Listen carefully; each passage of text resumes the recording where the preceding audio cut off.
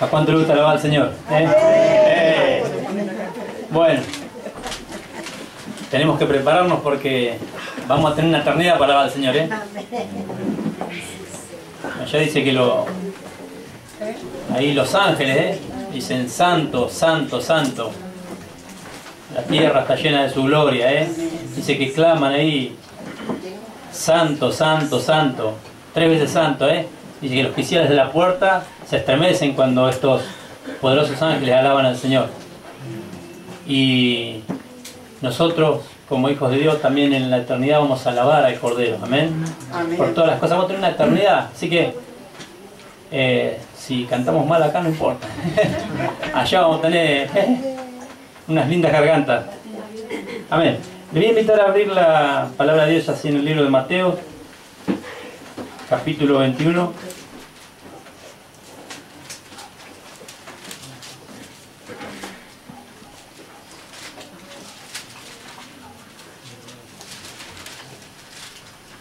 Desde el versículo 12 vamos a leer.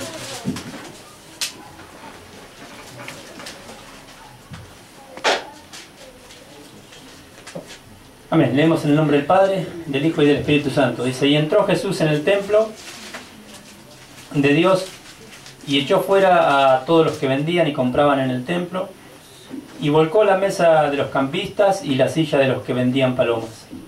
Y les dijo: escrito está, mi casa, casa de oración será llamada, mas ustedes la han hecho cueva de ladrones. Y vinieron a él en el templo ciegos, cojos, y los sanó.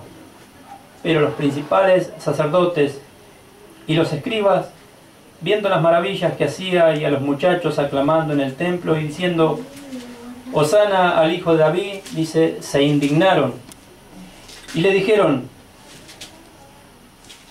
¿oyes lo que estos dicen? Y Jesús les dijo: ¿sí? ¿Nunca leísteis? De la boca de los niños y de los que maman, perfeccionaste la alabanza. Amén. Oramos, hermano. Padre, te damos gracias por un día más de tu infinita, Señor, misericordia sobre nuestras vidas. Gracias porque podemos estar vivos, Señor. Y en agradecimientos en este día hemos venido a alabarte, a bendecirte, a glorificar tu nombre, Señor. Y yo te pido que en esta hora tú estés bendiciendo cada una de nuestras vidas.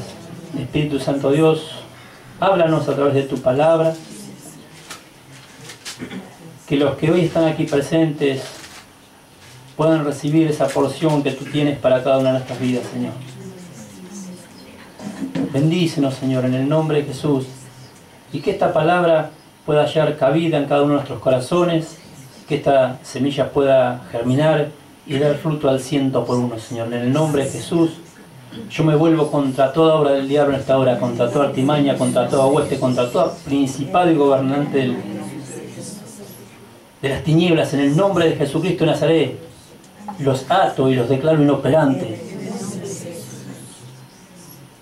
Todo espíritu contrario a tu palabra, Señor, lo ato en esta hora en el nombre de Jesucristo de Nazaret y lo echo fuera en el nombre de Jesús. Y declaro libre los aires para que tu palabra pueda penetrar en las mentes y en los corazones y allí quede en el nombre de Jesús. Amén y amén. Gloria a Dios. Dice así en el libro de Mateo, ¿no? Y entró Jesús en el templo de Dios, dice, y echó fuera a todos los que vendían y compraban en el templo y volcó la mesa de los cambistas y la silla de los que vendían palomas. El Señor Jesucristo, el día anterior, había sido proclamado Rey. Estamos en la última semana del Señor Jesucristo sobre la tierra. El domingo dice que Él había entrado en un pollino de asna y todos dicen que decían Hosana, Hosana, bendito aquel que viene en el nombre del Señor. Todos esperaban, el pueblo de Dios esperaba a un Mesías que lo iba a venir a liberar del yugo romano. Todos esperaban que el Señor Jesucristo viniera a instaurar un reino terrenal a esta tierra. Pero él venía a hacer algo diferente, totalmente diferente. Algo que ni siquiera el diablo tenía idea de lo que él iba a hacer. Porque Dios es todopoderoso, pero el diablo es finito, tiene cierto conocimiento. Si el diablo hubiese sabido que crucificando al Señor Jesucristo, él mismo era condenado, no lo hubiese crucificado. Pero él no lo sabía. Él no lo sabía. Y así como el diablo no lo sabía, el pueblo de Dios, al desconocer las Escrituras, tampoco sabía, porque las Escrituras declaraban lo que él iba a venir a hacer, pero desconocían las Escrituras. Y ellos pensaban, creían que el Señor Jesucristo lo iba a venir a libertar del yugo romano, porque el pueblo de Palestina en ese tiempo se encontraba bajo el yugo de los romanos, del Imperio Romano. En ese tiempo estaba el rey Herodes, que era un títere de los romanos. Y el Señor Jesucristo, el domingo, cuando él es proclamado rey, allí en el libro de Marcos 11:11, dice que entró en Jerusalén y también entró en el templo. Y viendo todas las cosas, dice que como ya anochecía, se fue con los 12 a Betania. Y acá estamos en el día lunes, el día después. Volvió el Señor Jesucristo. ¿Y a dónde volvió? A la casa de su Padre. Dice así, y entró Jesús en el templo ¿de quién? De Dios. Entró a la casa de su Padre. Acá podemos ver la limpieza del templo que hizo el Señor Jesucristo. Cuando el Señor Jesucristo empieza su ministerio, también empieza limpiando el templo. Allí, si nos vamos más adelante, vemos que el Señor Jesucristo en el libro de Juan, también Él hace una limpieza del templo. Empieza su ministerio limpiando el templo y termina su ministerio de la misma forma, limpiando el templo. Era muy importante el templo para los israelitas.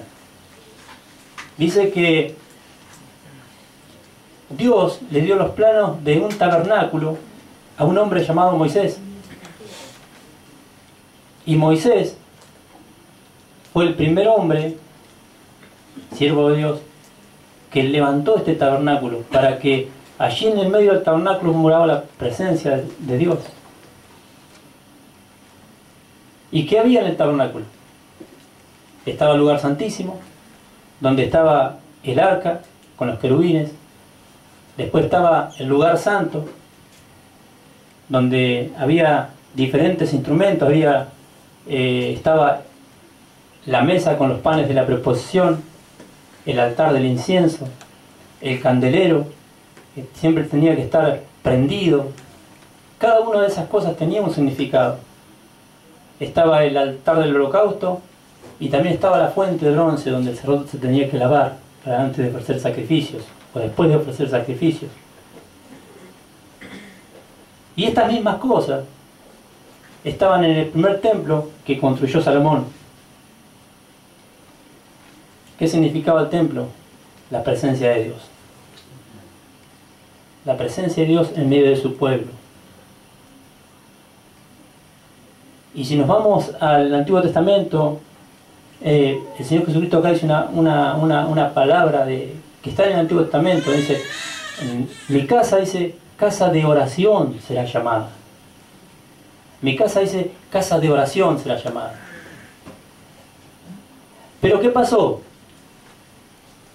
Los líderes se habían corrompido de tal forma que habían usado el templo para ganancia propia.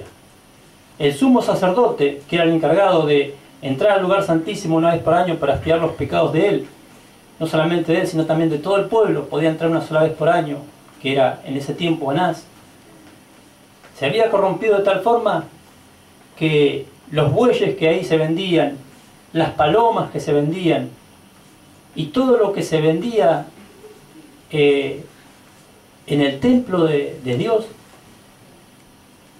eran todas ganancias para el sumo sacerdote.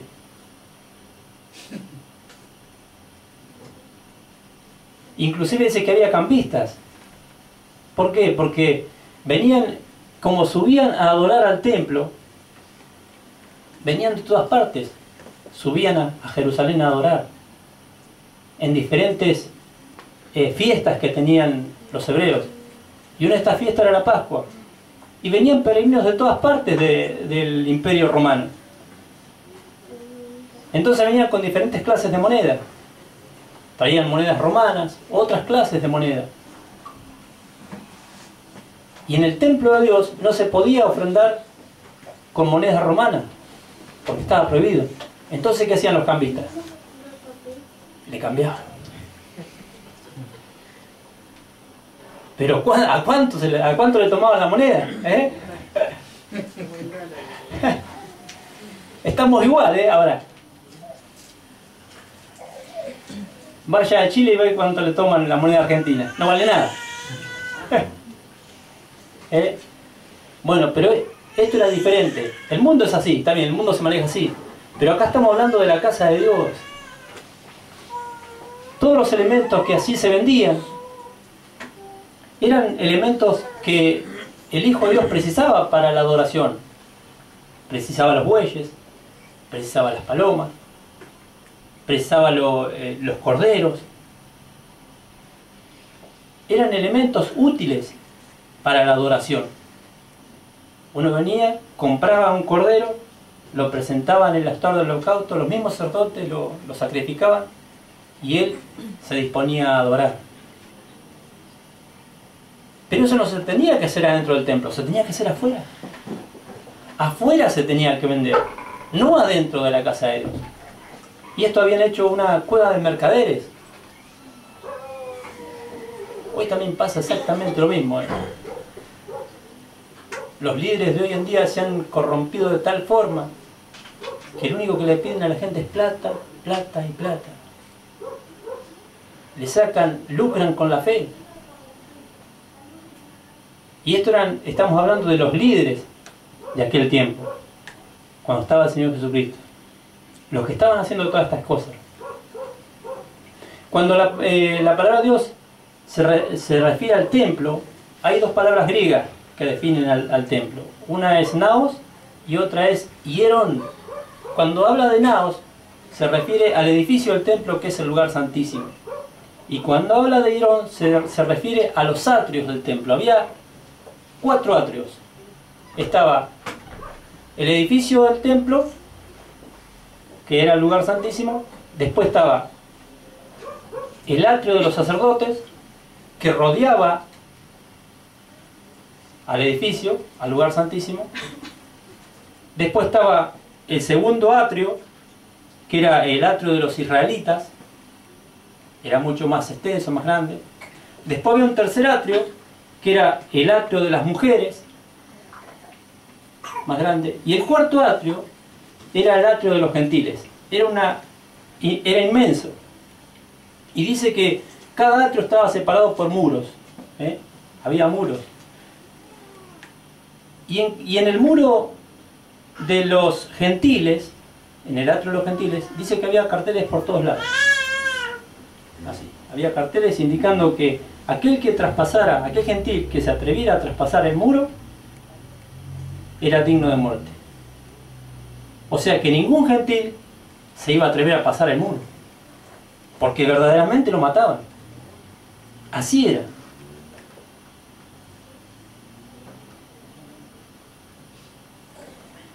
Y en el atrio de los gentiles eran donde se hacían todas estas cosas.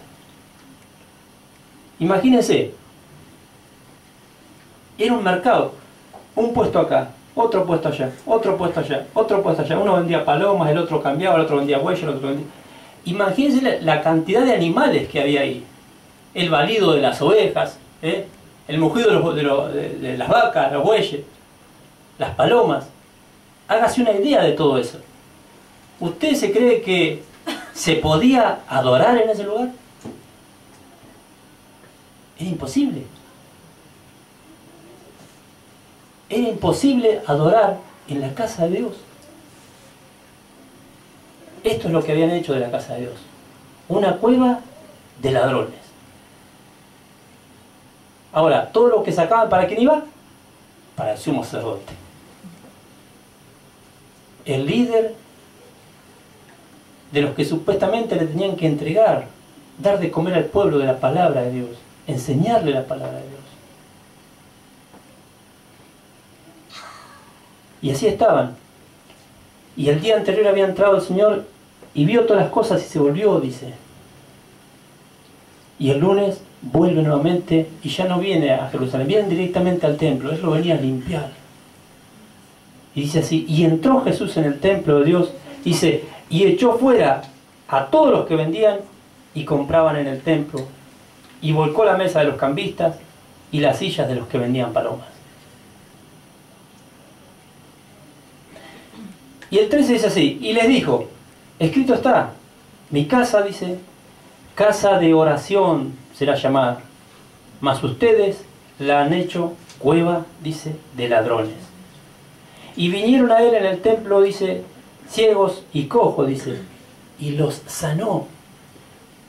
Miren, primeramente, el Señor limpia su casa, y después que hizo la limpieza, ¿qué pasó? Empezaron a ocurrir los milagros. La palabra de Dios dice lo siguiente, que nosotros somos templo, ¿de quién? Del Espíritu de Dios. Nosotros somos templo del Espíritu de Dios. La pregunta es esta, ¿cómo está nuestro templo? ¿Cómo está el altar del incienso, que representa la oración? ¿Estará derribado ese altar? ¿Cómo está el candelero en nuestro templo? El candelero significa la luz, el aceite que iluminaba el candelero significa la presencia del Espíritu Santo, el aceite del Espíritu Santo, la aceite de unción. Cada una de estas cosas tenía un significado. Estaba la mesa con los panes de la proposición, que cada pan representaba a una de las tribus de Israel. Eran 12 panes que se cambiaban todos los días, los sacerdotes los tenían que cambiar. Eran los encargados de cambiar el pan. Y la mesa también tenía un significado. Significaba la provisión de Dios para cada día. Y el pan significaba a Cristo, el dador de la vida. Si nosotros somos templo del Espíritu Santo, ¿cómo está este templo?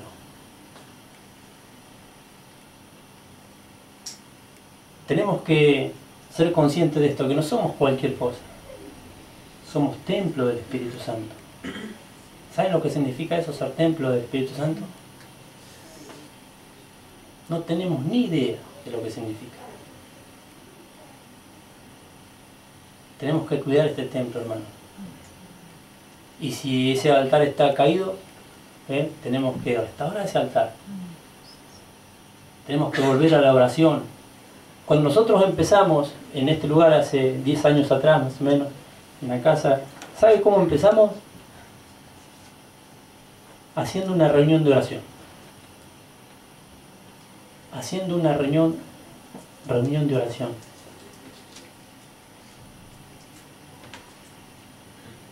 Si fallamos nosotros en la oración, fallamos en todo. Cuando venimos al templo de Dios, dice el Señor Jesucristo que mi casa, casa de oración, mire, fíjese, casa ¿de qué? De oración será llamada. Mi casa dice, casa de oración será llamada. No dijo casa de profecías, podía haber dicho otras cosas, casa de enseñanza de la palabra de Dios. No dijo él, casa de oración será llamada. Cuando venimos al templo de Dios, ¿a qué venimos?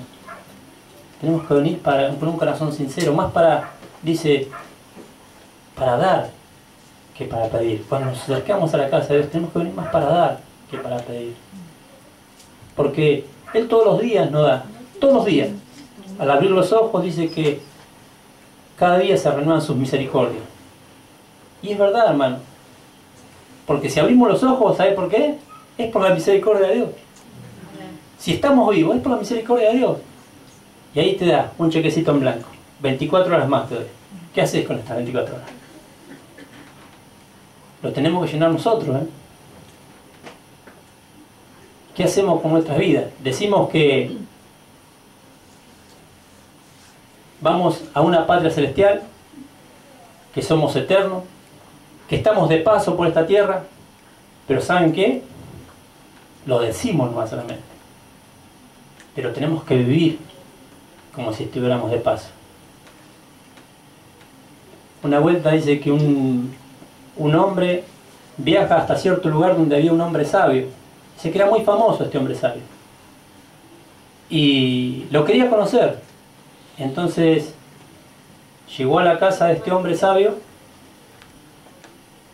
y entró a la casa y se admiró porque dice que no había casi muebles en la casa de ese hombre. Prácticamente estaba vacía, tenía su cama, una mesita, una sillita. Y se asombró de que en su casa no hubiera muebles. Entonces le pregunta, dice, ¿y dónde están sus muebles? Y el sabio le dice, ¿y dónde están los suyos? Y le dice el hombre, pero lo que pasa es que yo soy un turista, yo estoy de paso nomás acá. Ah, yo también.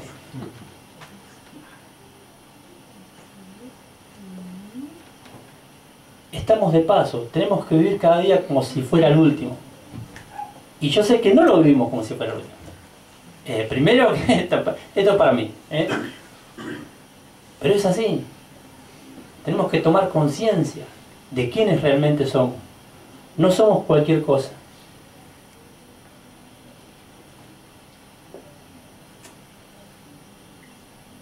Entonces dice que cuando después de limpiar el templo, el Señor dice que vinieron a Él recién, dice, los ciegos y cojos, y los sanó. Vamos a comenzar a ver milagros en nuestras vidas cuando limpiemos completamente nuestro templo. Pero de veras que lo tenemos que limpiar. Hay cosas ahí que no están bien en este templo. ¿Amén? Amén. Y tenemos que limpiar este templo. Tenemos que levantar ese altar, al ser un altar de oración. Cuando nos levantamos en la mañana, ¿qué es lo primero que hacemos? ¿Realmente pensamos en el Señor? ¿O pensamos en lo que tenemos que hacer? ¿En nuestro trabajo? ¿En nuestros hijos? ¿En, no sé, nuestro marido, nuestra esposa? ¿O en los quehaceres del hogar? ¿Realmente el primer lugar lo ocupa el Señor Jesucristo en el templo? ¿O no? ¿Cómo está nuestro templo? Si queremos ver milagros, tenemos que limpiar el templo. ¿Amén? Dice, pero los principales sacerdotes y los escribas, miren esto, viendo, dice, las maravillas que hacía. Imagínense esto. Está el Señor Jesucristo ahí, sanando. Miren, si está el Señor Jesucristo acá, sanando cojos y ciegos, ¿qué haría usted? O sea, ¿qué haríamos nosotros? Pero saname a mí también, Señor. De lo que tenga. Y sin embargo, estos líderes religiosos, porque eran religiosos, no eran hijos de Dios. El Señor mismo lo dijo, eran hijos de Satanás. Se los dijo. Ustedes son hijos del diablo. Le ponen cargas a los demás que ustedes ni con un dedo quieren mover.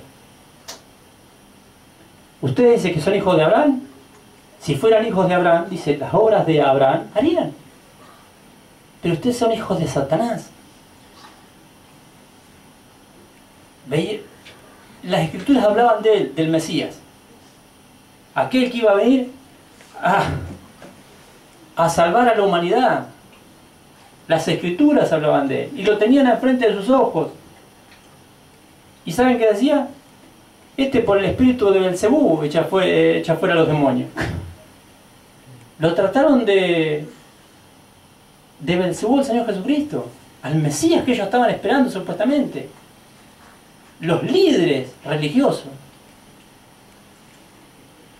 Y acá estamos en el final, ya la última semana, día lunes. Dice, pero los principales sacerdotes y los escribas, viendo las maravillas que hacía y a los muchachos aclamando en el templo diciendo, Hosana al hijo de David, dice, ¿qué hicieron? Se alegraron. Dijeron, es el Mesías. Ellos mismos tendrían que haber dicho lo que decían estos. Viendo las maravillas.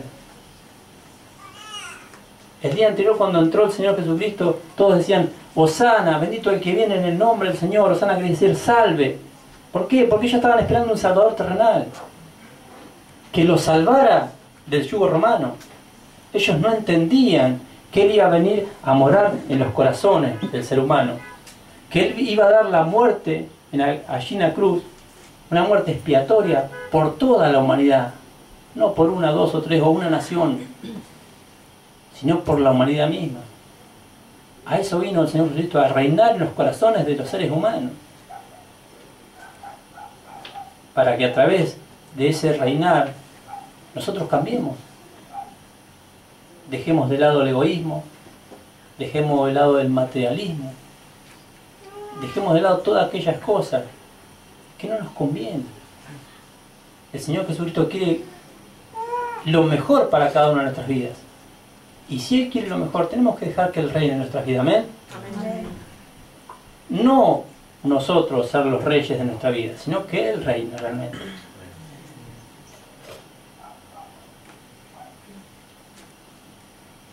Dice que los principales sacerdotes y los escribas, viendo las maravillas que hacían los muchachos, aclamando en el templo, se indignaron, diciendo, Hosana al hijo de David. Los niños, miren, los niños tenían discernimiento. ¿Saben? En ese tiempo un niño tenía que tener 12 años para ir al templo. O sea, antes de cumplir los 12 años no podía entrar al templo. Tenía que tener un niño 12 años para entrar al templo. Así que estos niños tenían discernimiento de quién era el Señor Jesucristo. Y ellos estaban alabando al Mesías. ¿Por qué? Porque el pueblo y los principales sacerdotes no lo tenían al Señor Jesucristo como el Mesías, como el Salvador del mundo. ¿Sabe cómo lo tenían? Como un profeta más, como un hombre más, pero no como el Hijo de Dios que venía a salvar al mundo.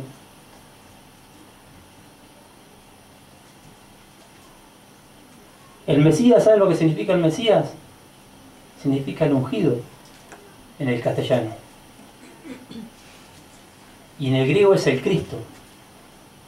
Cristo, Mesías y ungido significa lo mismo. Todos estaban esperando al ungido. El ungido por excelencia. Sabemos que en el Antiguo Testamento se ungía a tres oficios: sacerdote, rey y profeta. ¿Amén? Bueno, este que venía era el ungido por excelencia que se estaba esperando. El ungido que iba a tener los tres ministerios: sacerdote, profeta y rey. Y sin embargo ellos, los principales líderes religiosos, lo tenían frente a sus ojos y nunca lo reconocieron como el Mesías. Pero los niños sí, y los niños le daban aclamaciones. Dice, Hosana al hijo de David. Y si viendo esto, dice, todas las maravillas, y que estos niños lo aclamaban, dice, se indignaron. Y le dijeron, ¿oyes lo que estos dicen? Y Jesús le dijo, sí, pero... Dice, ¿nunca leyeron que de la boca de los niños y de los que maman, dice, perfeccionaste la alabanza? Cuando está el Señor Jesucristo, no tenemos otra cosa que hacer que prorrumpir en alabanza. Él limpió el templo para que se empiecen a manifestar las maravillas de Dios. Y cuando se manifiestan las maravillas de Dios, nosotros tenemos que rendirnos delante de sus pies y empezar a prorrumpir en alabanza como hacían estos niños. Amén.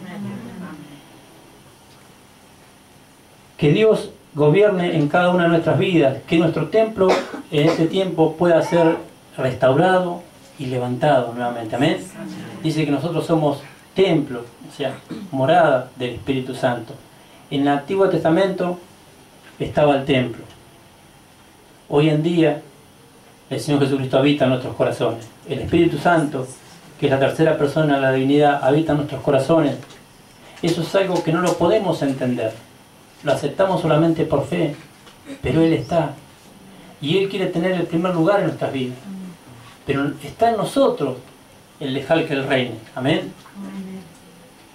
Si nosotros realmente podemos cada día despertar y decir: Espíritu Santo Dios, guíame en este día a hacer tu voluntad, serían diferentes las cosas. Pero que realmente dejar que Él nos guíe. Espíritu Santo Dios, quiero hacer el mejor trabajo. Ayúdame. Espíritu Santo Dios, quiero que seas mi consejero. Aconsejame. Espíritu Santo Dios,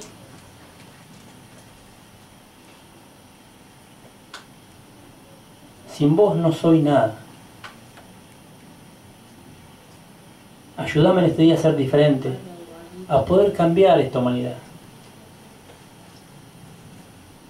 Espíritu Santo Dios, dame palabras para hablarle a aquel que todavía no te conoce. Espíritu Santo Dios, saca todo aquello que está en mí, que no es bueno. Mis malos pensamientos. Limpia mi corazón. El Señor dice en su palabra: hijo mío, dice, dame hoy tu billetera. No dice eso. Hijo mío, dame hoy tu casa. Hijo mío, dame hoy tu auto. No. Él dijo: hijo mío, dame hoy tu corazón. Hijo mío, dame hoy... Mire, es muy profunda la palabra de Dios. Nosotros la repetimos, parecemos loros, pero no la entendemos realmente. Porque de esto se trata en la palabra de Dios, de ponerla por obra en nuestras vidas. Si yo le entrego mi corazón al Señor Jesucristo, le estoy entregando todo. Le estoy entregando el centro de mi ser. Y Dios está esperando eso de cada una de nuestras vidas. Que nosotros nos entreguemos, o sea, nos rindamos por completo a Él. Para que Él realmente pueda reinar. Y poder hablar como realmente hablamos con una persona. Porque Él es una persona, el Espíritu Santo de Dios. Y le aseguro que las cosas van a cambiar. Miren, nosotros hace ya más de un año, ¿no, José? Que tenemos el problema del templo. Sí. No. Todavía no llega el año. No. Empezamos en este... Sí, antes del invierno pasado. Y está trabado. ¿Ustedes se creen que la construcción de este templo está trabado porque el hombre quiere? Esto es una obra de Satanás. Pero está en nosotros el creer. Dice que la oración del justo puede mucho. ¿Cuántos justos creen que hay acá ustedes? Dice que somos justificados por medio de la fe, a través de nuestro Señor Jesucristo. O sea que todos los que estamos aquí, si recibimos al Señor Jesucristo en nuestro corazón, somos considerados justos delante de Dios. Amén. Y dice la palabra de Dios que la oración del justo puede, y mucho, dice. Puede mucho. Entonces, ¿por qué todavía está trabado la construcción de ese templo? Nos piden un estacionamiento. A nadie le piden estacionamiento. A nosotros sí.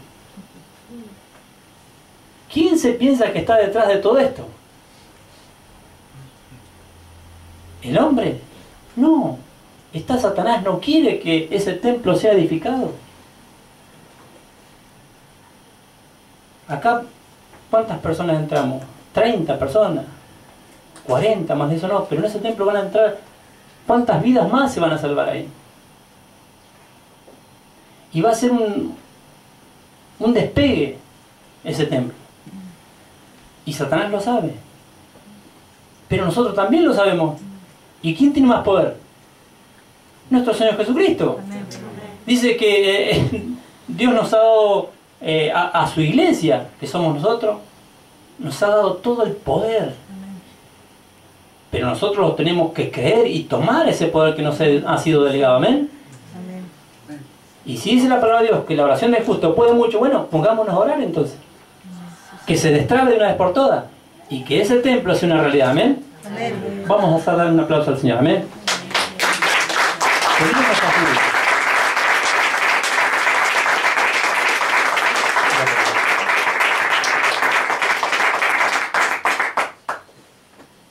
Miren, la sociedad en que vivimos no sabe qué hacer con los drogadictos, con los alcohólicos, con las personas que viven del sexo.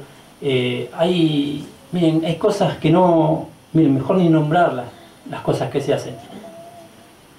Acá entra la droga por todos lados. Entra por aire, por tierra y por mar. Una cosa se usuaria de día, otra cosa se usuaria de noche. Todos lo sabemos. Y eso que acá está la Armada, está la Policía Federal, la Policía Provincial. Tenemos todas las fuerzas del orden. Y sin embargo, ¿pero qué pasa? El corazón del ser humano se ha corrompido de tal forma que estaban como estos líderes religiosos. Hoy está igual la sociedad acá.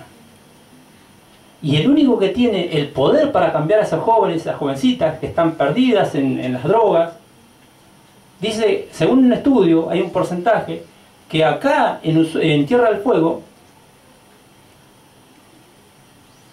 hay un porcentaje de SIDA mayor que en todas las provincias de la República Argentina, en los adolescentes. ¿Sabía eso? No. ¿Y la iglesia? ¿Qué estamos haciendo?